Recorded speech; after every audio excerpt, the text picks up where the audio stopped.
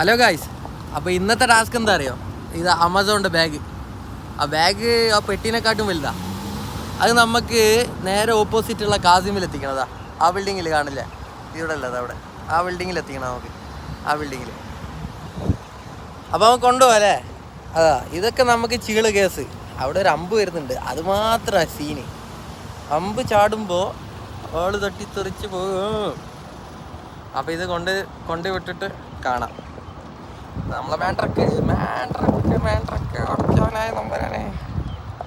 ഓ മുത്തുമണികളെ എത്തിച്ചു കിട്ടാ. ഇതാണ്ട ഈ ബിൽഡിങ്ങിലേക്കാ ഫുള്ള് ഇത് നിറച്ചുണ്ട്. ഇതിൻ്റെ ഉള്ളിൽ അറിയില്ല എന്താ പൊട്ടുന്ന സാധനങ്ങളുണ്ടോ എന്തോന്നൊന്നും അറിയില്ല.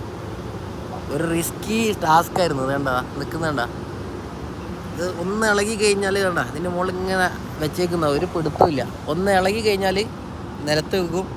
കസ്റ്റമറുടെ സാധനം എന്തെങ്കിലും ഡാമേജ് ആവും, പിന്നെ അത് നമ്മളെ ഷോപ്പിനൊരു പണിയാവും, അത് എനിക്കൊരു പണിയാവും.